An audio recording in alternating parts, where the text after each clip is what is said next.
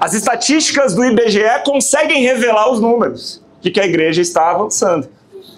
Mas existe algo que não necessariamente os números podem captar, que é a profundidade da fé daqueles que se reúnem em nome de Jesus. E fica o questionamento, será que temos crescido na nossa fé tanto quanto em números? Porque a verdade, meus irmãos, é que o número de pessoas que se reúnem em nome de Jesus não é uma métrica exclusiva para avaliar a saúde de uma igreja. É verdade. Se não temos crescido tanto em profundidade na fé quanto em números, então isso deve acender um alerta em nossos corações. A verdade é que muitas pessoas se reúnem em igrejas, mas nem todas sabem o porquê estão lá. E talvez esse seja o questionamento de alguns aqui. E eu espero que seja, meu irmão, de verdade. Porque a igreja é um lugar que as pessoas buscam respostas. Eu não espero, e Jesus não espera que todo mundo que chega aqui saiba de todas as coisas, saibam talvez o porquê estão aqui, mas aqui encontrarão a resposta para as suas vidas. Amém. Eu creio. Então nessa manhã eu quero começar o estabelecimento de uma série com você, para olharmos para a origem da igreja. Afinal de contas, se nós queremos entender o propósito de algo, nós precisamos olhar para a sua origem.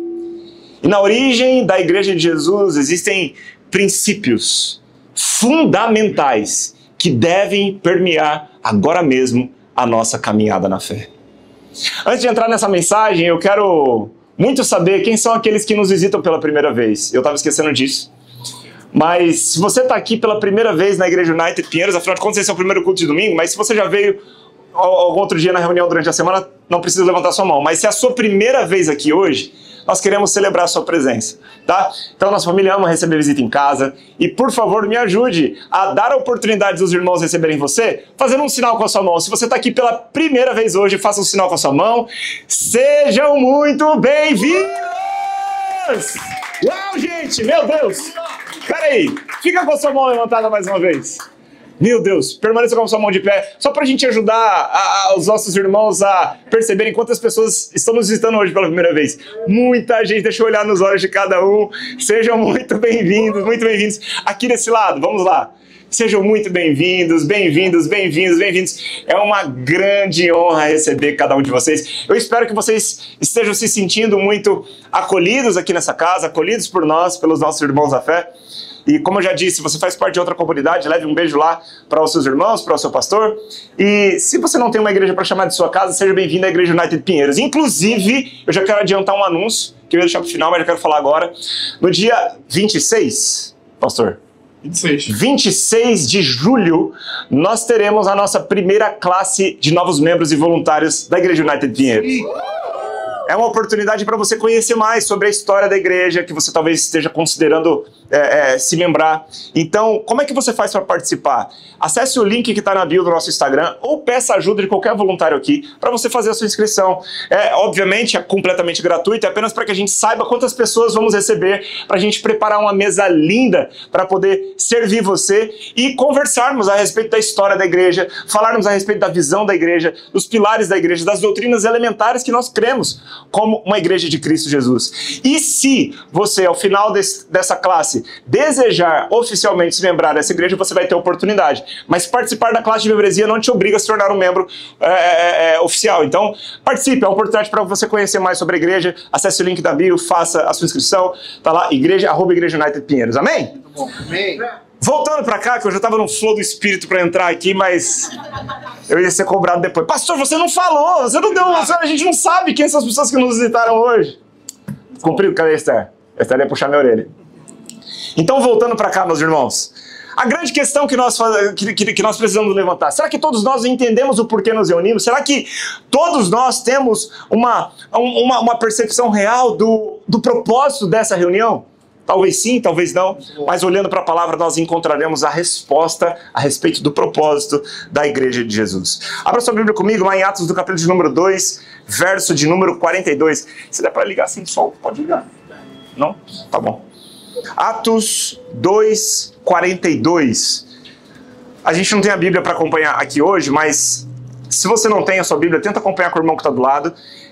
Eu vou também fazer uma leitura pausada. Se você, de modo algum, conseguir acompanhar com a pessoa que está do teu lado, se você não trouxe a Bíblia, fica atento à minha leitura, eu acredito que a gente vai caminhar juntos para o mesmo lugar aqui, amém?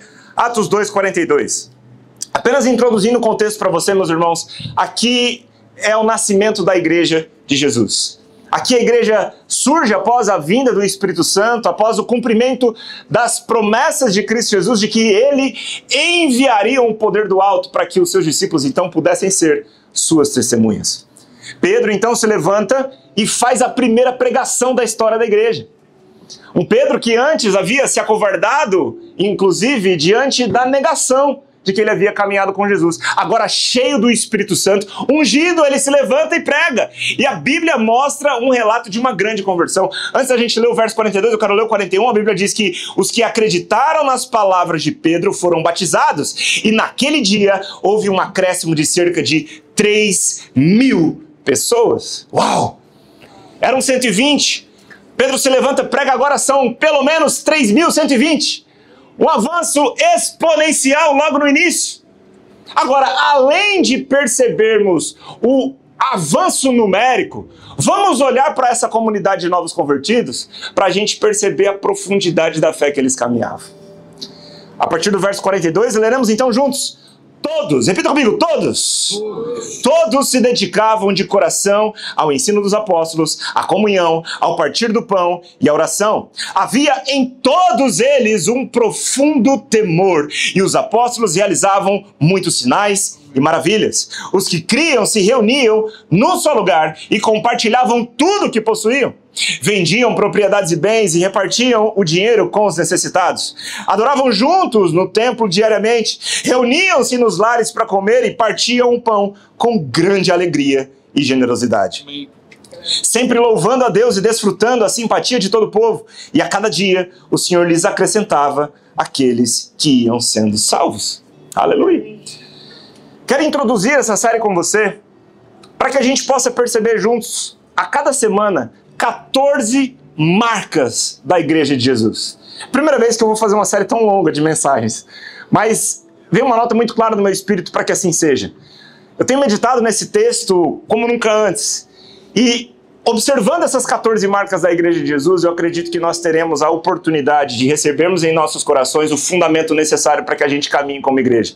Ali existia o frescor dos ensinamentos de Jesus, da unção vinda do Espírito Santo, e eu acredito que este é o melhor lugar para olharmos, para pautarmos a nossa caminhada na fé agora mesmo. Então, nessa estação de nascimento da Igreja United Pinheiros, iremos fundamentar as mesmas razões de perseverança da igreja que nasceu em Atos 2. A Bíblia a Bíblia começa esse trecho do verso 42 dizendo que eles perseveravam, dia após dia, todos eles perseveravam.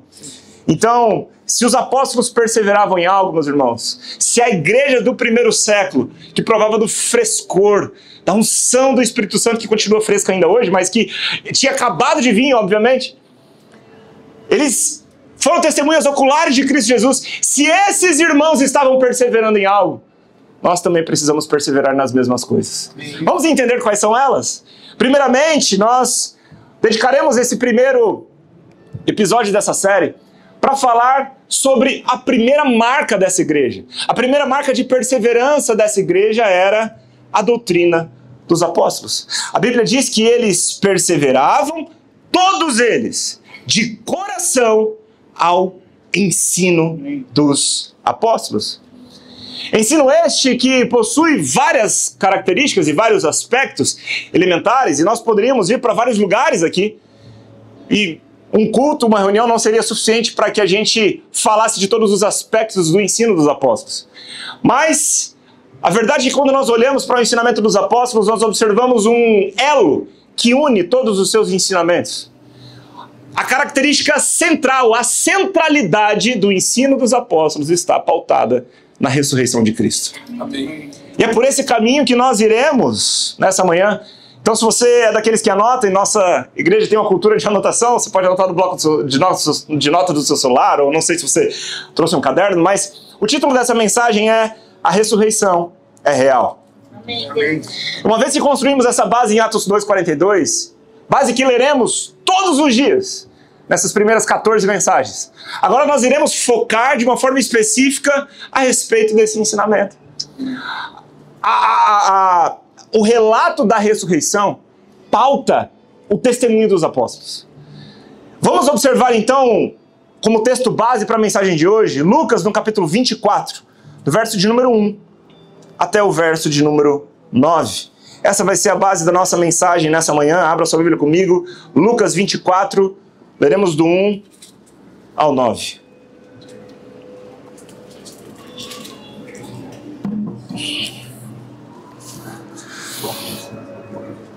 Aleluia. Quem chegou lá diz amém. Amém. A Bíblia diz: no primeiro dia da semana, bem cedo, as mulheres foram ao túmulo, levando as especiarias que haviam preparado. E viram que a pedra tinha sido afastada da entrada. Quando entraram no túmulo, não encontraram o corpo do Senhor Jesus. Enquanto estavam ali perplexas, 2 homens apareceram, vestidos com mantos resplandecentes. As mulheres ficaram amedrontadas e se curvaram com o rosto em terra. Então os homens perguntaram: por que vocês procuram entre os mortos aquele que vive? Ele não está aqui, ressuscitou. Lembrem-se do que ele lhes disse na Galileia. É necessário que o Filho do Homem seja traído e entregue nas mãos de pecadores, seja crucificado e ressuscite no terceiro dia. Então lembraram-se dessas palavras de Jesus e, voltando do túmulo, foram contar aos 11 discípulos e a todos os outros o que havia acontecido.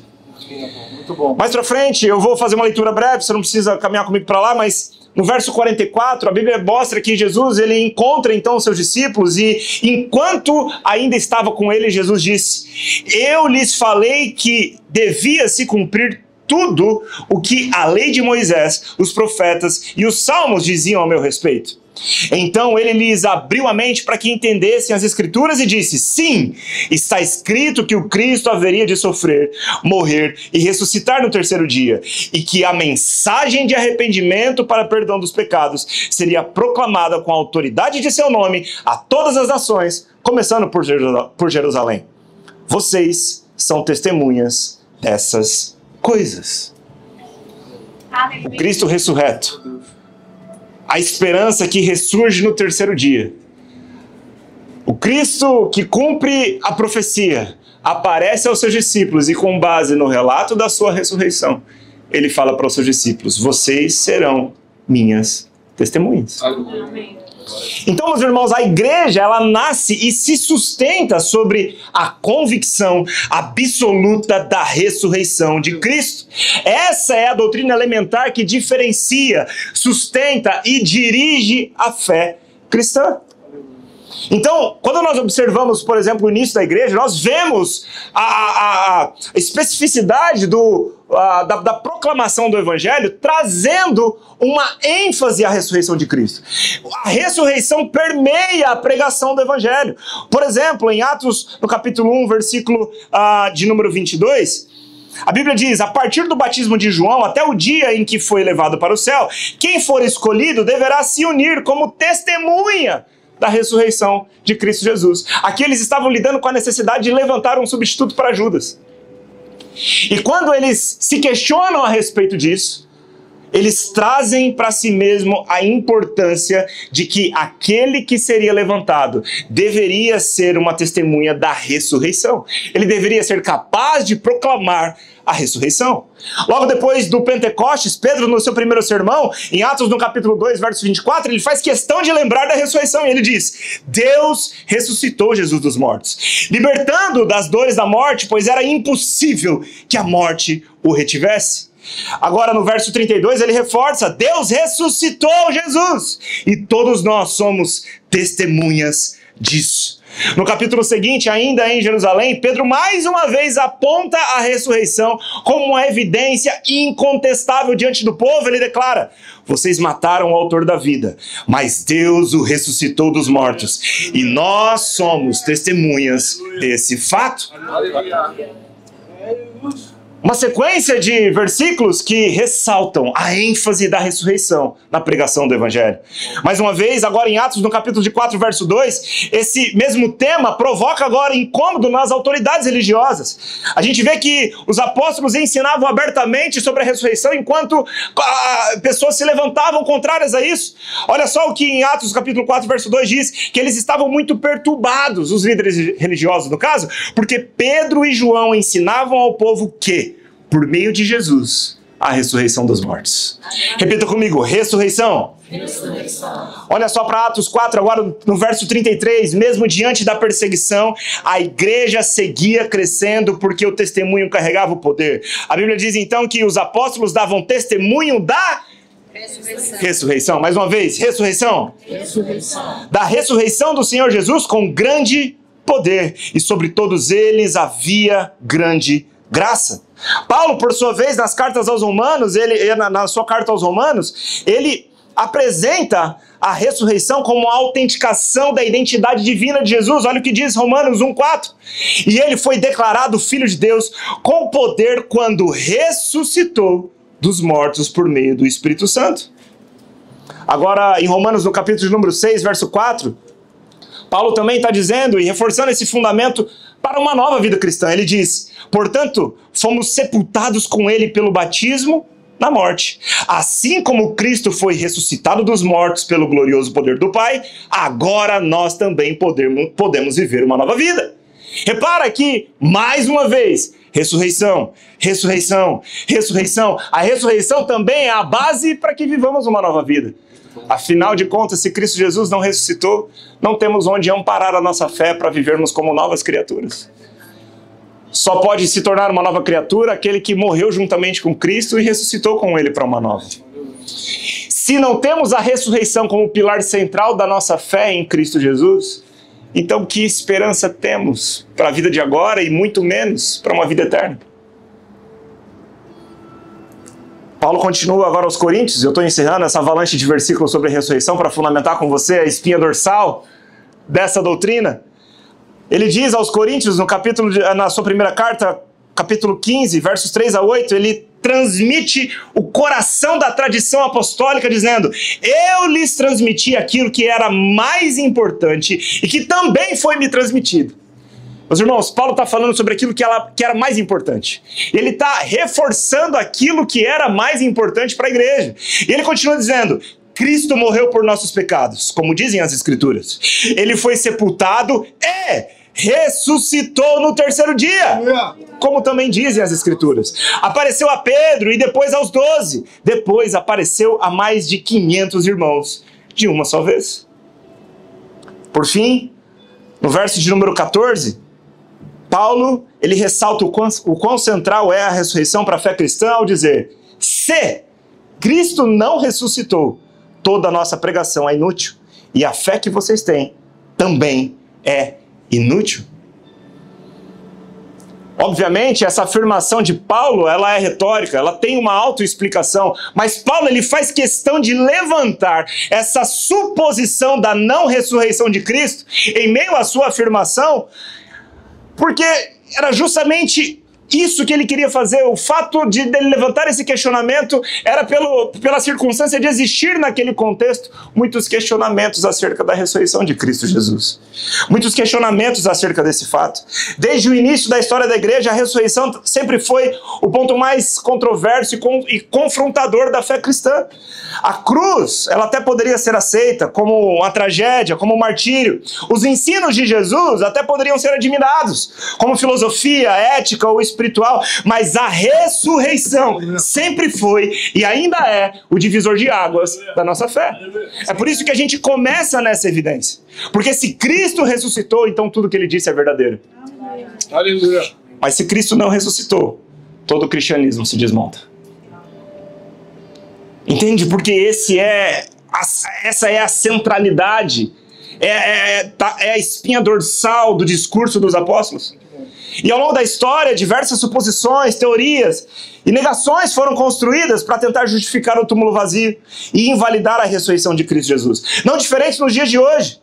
Isso não mudou, especialmente numa cultura tão relativizada que vivemos hoje, diante de uma sociedade que está com seus valores cada vez mais diluídos. O relativismo tem infiltrado o conceito de que não existe verdade absoluta. Em dias como os de hoje, os questionamentos acerca não apenas da ressurreição de Cristo, mas da pessoa dele, continuam sendo levantados. Mas na palavra de Deus nós encontramos um tipo de verdade absoluta. A única. Cristo Jesus, ele carrega não apenas boas condutas, bons ensinamentos, mas ele mesmo diz sobre si mesmo: eu sou o caminho, eu sou a verdade, eu sou a vida. Quando ele, em artigos definidos, se apresenta como o caminho, ele está dizendo que não tem mais nenhum outro. Como ele, em um artigo definido, se apresenta como a verdade, ele está se auto-intitulando como a verdade absoluta. Inquestionável. Quer pense o contrário ou não, ele é a verdade. Isso não vai mudar. Muito bom. A respeito da ressurreição, em contrapartida, a fé cristã, ela se apoia em fatos históricos. Nós sabemos que a fé, ela é a certeza de coisas que nós não vemos, a convicção de coisas que nós esperamos. Mas a nossa fé, ela também se ampara em fatos históricos. A ressurreição de Cristo deixou muitas evidências. Enquanto muitos se questionam a respeito da autenticidade da fé em Cristo Jesus, ao olharmos para a história, nós vemos que existem muitos fatores que contribuem, que corroboram para a crença a respeito da ressurreição de Cristo. Muitos veem Jesus apenas como um ideal de inspiração do ponto de vista filosófico, um ideal de homem, mas o cristianismo não existe sem o poder e o impacto da ressurreição de Cristo Jesus. Diferente de muitas religiões que existem centralizadas em ensinamentos éticos, em boa moralidade, em bons costumes, e que não dependem da existência do seu fundador, mas sim apenas dos seus ensinamentos, o cristianismo, por sua vez, se apoia em fatos históricos, dos quais a ressurreição física e literal de Cristo é o mais importante. Tem alguém aqui nessa manhã? Aleluia. Glória a Deus. Sendo esse, então, um fato histórico, nós precisamos partir do ponto que os mortos não ressuscitam comumente. É verdade. Não tem morto ressuscitando todo dia por aí. Embora exista poder para que isso aconteça, não é um fato muito comum. Evidentemente, qualquer pessoa que não acredita em milagre, não acredita na ressurreição de Cristo e também nos milagres que ele fez. A ressurreição é sim um fato extraordinário que necessita de uma intervenção sobrenatural.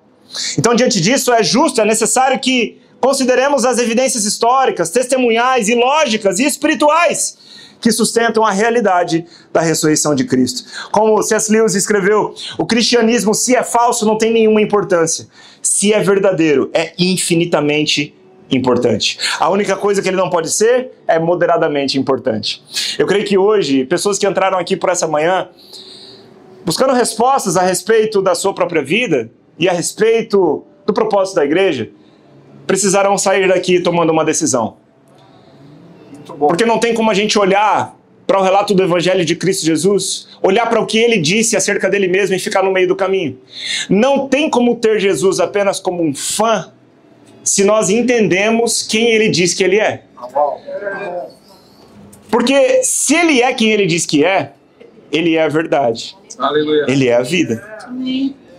Se ele não é quem ele diz que é, ele é um mentiroso que não é digno de nenhum tipo de confiança. Então não tem, você não deve dar confiança a um mentiroso, é ou não é? Quando alguém mente para você, como fica a sua confiança nessa pessoa? Abalada. Se alguém mente acerca de uma coisa para você, você automaticamente tem tudo que essa pessoa faz como algo duvidoso. Então não tem como captar parcialmente aquilo que Cristo diz. Ou a gente acredita em tudo, ou a gente não acredita em nada. Ou ele é o inventor da maior mentira da história da Terra, ou ele é quem ele diz que é. E se ele é quem ele diz que é, ele ressuscitou dos mortos. E se ele ressuscitou dos mortos, meus irmãos, ele é o único capaz de nos dar a vida.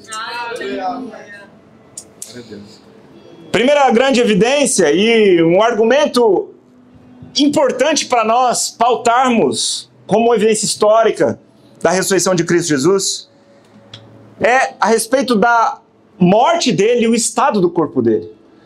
Muitas pessoas levantam questionamentos acerca da morte dele. Será que ele morreu mesmo? Muitos levantam essa suposição. A verdade é que Jesus apareceu depois porque o corpo dele não havia morrido completamente. Talvez entrado num estado de coma. Mas quando nós olhamos, meus irmãos, para todos os estudiosos sérios ao longo da história, tanto cristãos quanto ateus, todos eles admitem que Jesus morreu na cruz.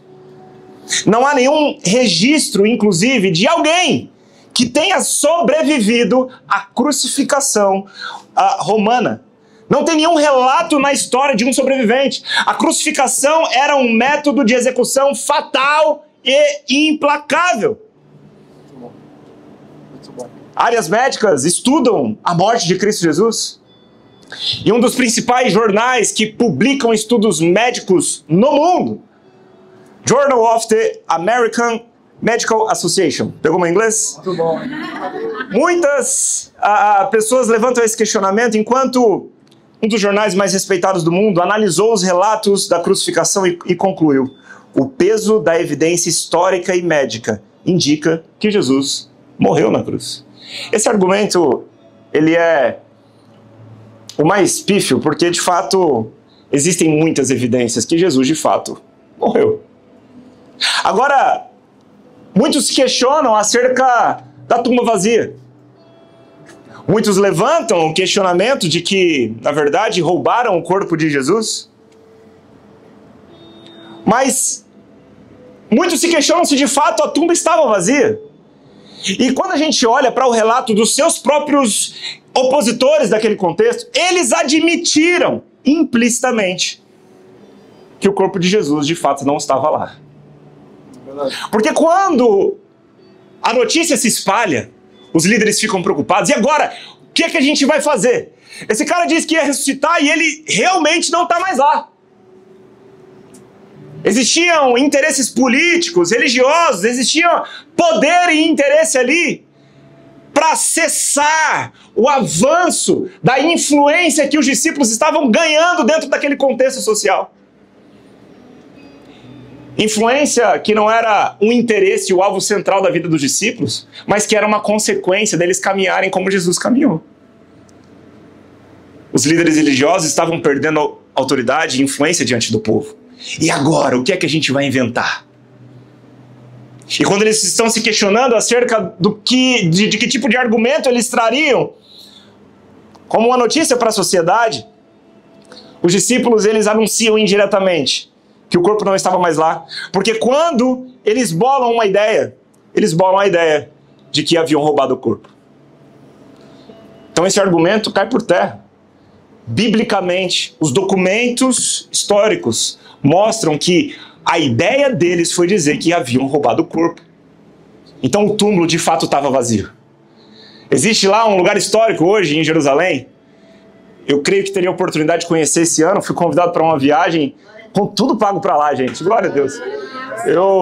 Deus, ele traz sua surpresa, né? Eu pensava que talvez demoraria um pouco mais para conhecer Israel, embora fosse um desejo muito grande. Mas fui convidado para uma viagem e vou lá, eu quero ir lá na tumba. Tirar aquela foto, a tumba tá vazia.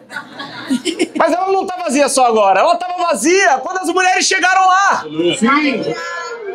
Os soldados ficaram confusos porque havia uma pedra gigante na frente. Como é que alguém que morreu uma morte cruel poderia fugir? Poderia não estar? Precisavam de muitas pessoas para arrastarem aquela pedra. Mas de fato a tumba vazia também é um argumento incontestável.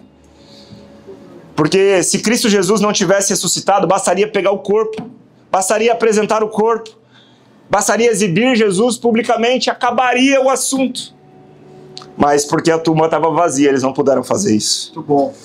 Agora, o terceiro pilar, e eu quero caminhar para o encerramento aqui, que nós podemos ter como um apoio de um argumento, de uma evidência histórica, é o relato das testemunhas oculares de Jesus. Existe uma defesa lógica acerca da ressurreição de Cristo quando a gente olha para o relato de centenas de pessoas comuns, que não tinham interesse acerca de uma perseguição que se levantaria contra elas. Elas não tinham nada a ganhar, só a perder. Pessoas que não tinham interesses políticos, pessoas que não eram poderosas. Por que é que elas se colocariam em um lugar de ameaça extrema, se de fato aquilo que elas estavam argumentando não fosse verdade? Não haveria razão para isso. A Bíblia diz que Jesus apareceu para Maria Madalena, está lá em João, no capítulo 20, versos 11 ao 18. A Bíblia diz que Jesus apareceu para aqueles outros 2 discípulos que estavam a caminho de Emaús. A Bíblia também diz que Jesus apareceu para os seus discípulos, os seus apóstolos reunidos. A Bíblia também diz que Jesus apareceu para mais de 500 pessoas de uma só vez. Se tem gente da área jurídica aqui, sabe que qualquer tribunal jurídico ou análise histórica toma como o relato de muitas testemunhas um argumento de credibilidade para se estabelecer um fato. Centenas de pessoas dizendo a mesma coisa. Nós vimos ele!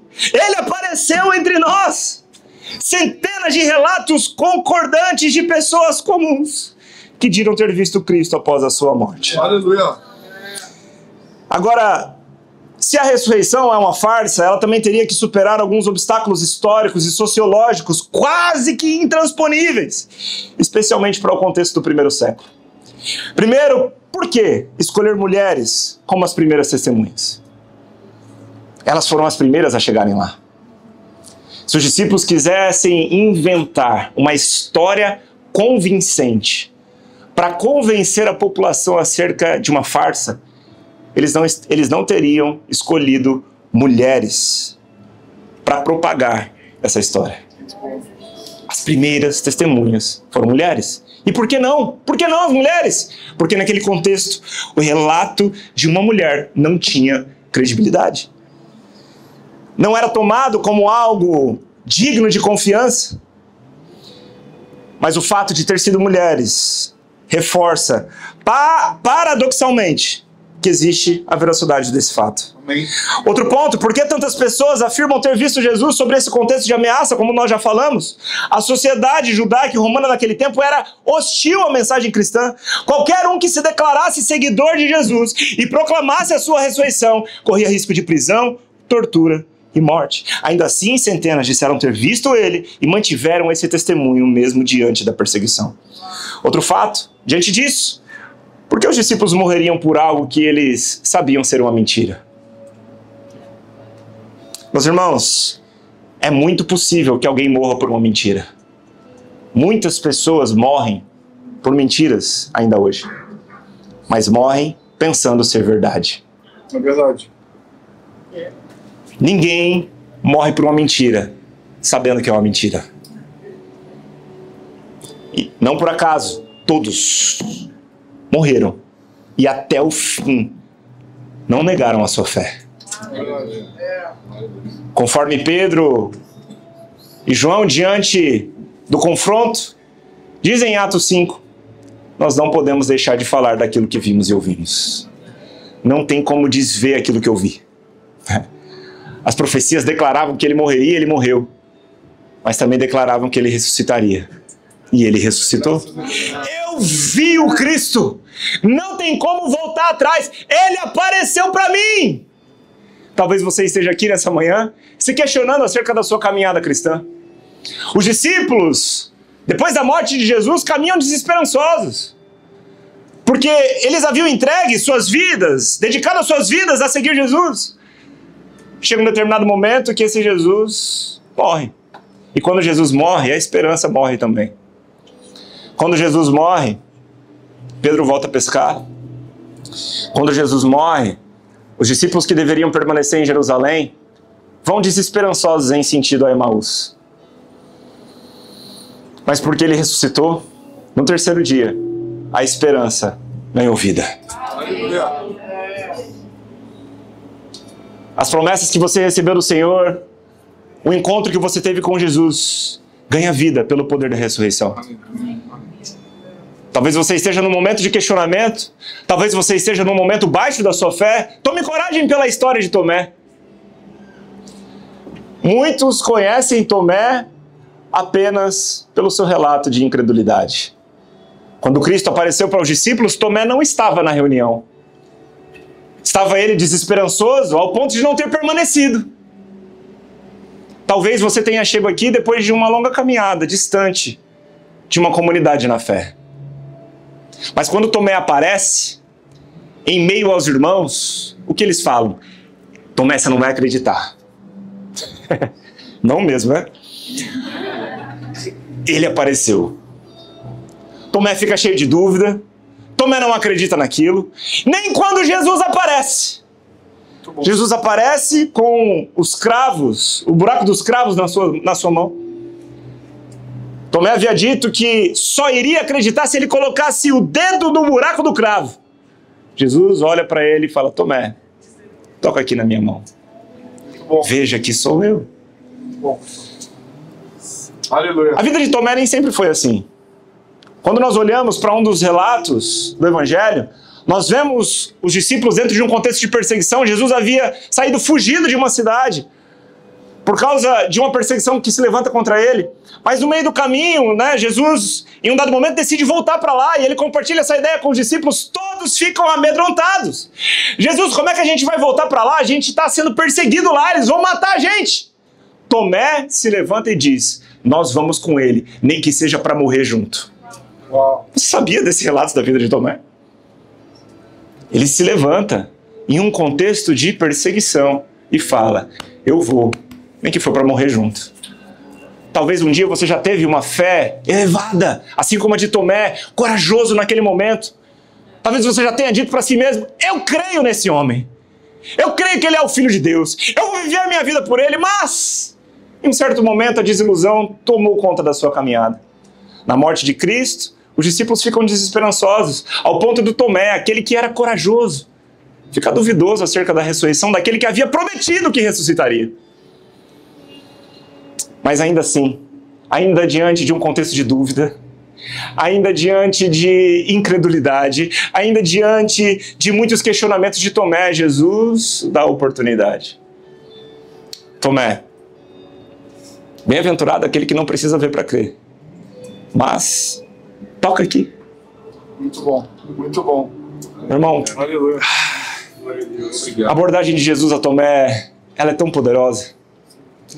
Tantas vezes nós estamos como Tomé, frios na fé, desesperançosos na caminhada. Mas esse Deus, ele é tão bom, que ele envia o Filho, a sua perfeita imagem. A Bíblia diz que o Filho irradia a glória do Pai e expressa de forma exata quem Deus é. E esse Deus que é bom, ele envia um Filho que caminha com a sua bondade revelada ao mundo, e ele, mesmo em meio às dúvidas do discípulo que havia caminhado com ele, ele dá uma outra oportunidade. Talvez essa é a oportunidade que você precisava, e é a oportunidade que você encontra nessa manhã. De tocar de novo, de experimentar do poder da ressurreição de Cristo, de perceber na sua própria experiência com Deus, que de fato, ele ressurgiu dentre os mortos. E se ele venceu a morte, ele tem poder para fazer vivificar tudo aquilo que está morto dentro de você. Chegou o dia de você dar um basta na tentativa de viver a sua vida independente de Cristo, porque você provou do poder da ressurreição. Tudo que você talvez esteja precisando é de um encorajamento da parte de Deus. E ele se apresenta para você mais uma vez como se apresentou a imagem de Cristo para Tomé, dizendo: experimenta de novo. Toca em mim mais uma vez. Ele veio até Tomé, ele vem até você. E meus irmãos, é justamente porque a ressurreição ela foi literal que ela explica a transformação dos discípulos. Anteriormente, muitos deles eram temerosos, amedrontados e até covardes. Pedro, mesmo tendo declarado que não negaria Jesus, está lá ele depois, negando ele 3 vezes. Agora, existe algo que explica a ousadia e a coragem desses discípulos, que outrora estavam amedrontados com a perseguição, agora são ousados para pregar o Evangelho. Eles viram o Cristo ressurreto.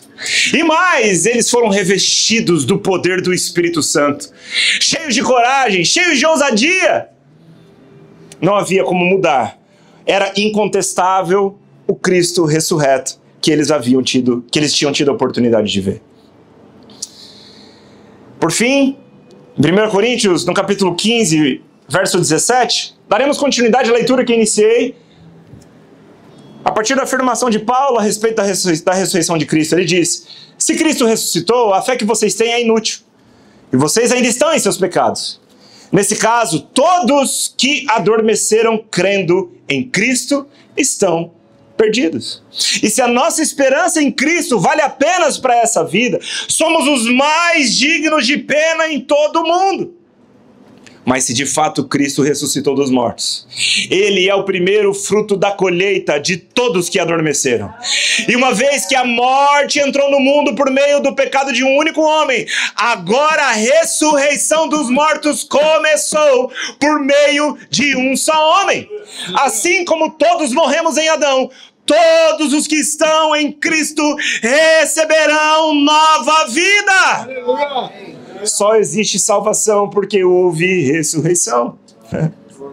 Gamaliel, um sábio, dentro daquele contexto de perseguição, estava entre os religiosos. E dentro do contexto de confronto a Pedro e João, lá em Atos, no capítulo de número 5, Gamaliel se levanta e tem uma brilhante ideia. Ele diz aos seus amigos que estavam perseguindo Pedro e João: quer saber? Deixe esses homens em paz. Porque se o que eles estiverem relatando é mentira, tudo vai acabar. Mas se é verdade, nós podemos acabar tentando lutar contra Deus. Ele inclusive diz que vários líderes naquele contexto se levantaram, mas depois da sua morte, acabaram-se os relatos a respeito dele. Mas esse Cristo era diferente. Ele era o Filho de Deus. E justamente porque ele ressuscitou, a nossa fé é viva. A nossa esperança é real. Porque Jesus ressuscitou, os nossos pecados foram perdoados. Porque Jesus ressuscitou, os que morreram em Cristo ressuscitarão com Ele. Porque Jesus ressuscitou, o nosso trabalho para Ele não é vão. Porque Cristo ressuscitou, o nosso último endereço não é o túmulo. Porque Jesus ressuscitou, a morte não tem a última palavra sobre nós. Porque Jesus ressuscitou, nós temos uma viva esperança em nossos corações. Acharam que Cristo Jesus havia sido morto, mas a verdade é que ele estava se entregando. Deus não foi pego de surpresa quando Jesus morreu. Porque, como diz em Apocalipse, o Cordeiro de Deus estava morto desde antes da fundação do mundo. Deus não foi pego de surpresa. Jesus não é o plano B de Deus. Ele é o plano desde o início.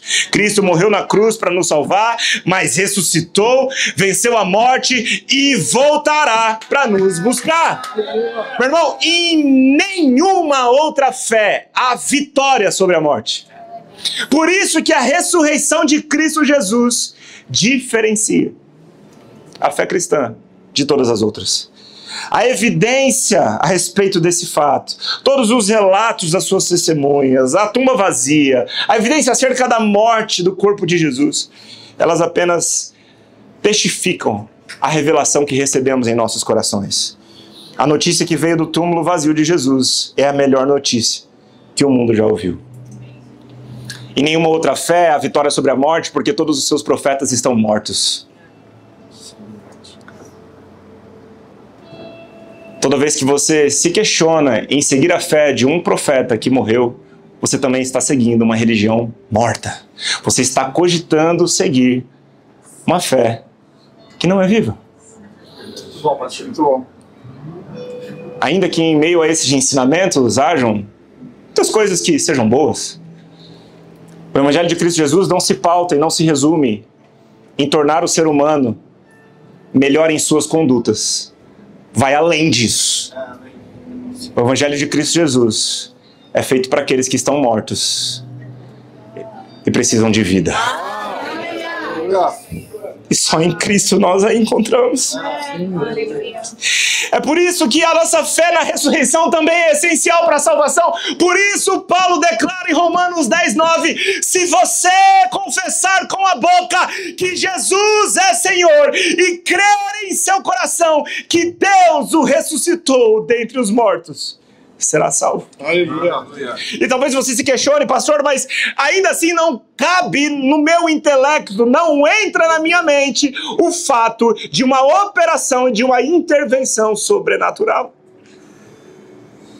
Mas a verdade, meus irmãos, é que a escada mais alta do conhecimento humano sempre será curta demais para alcançarmos o entendimento sobre Deus. É incabível no entendimento natural da nossa mente. Mas aquilo que é impossível para o homem é possível para Deus.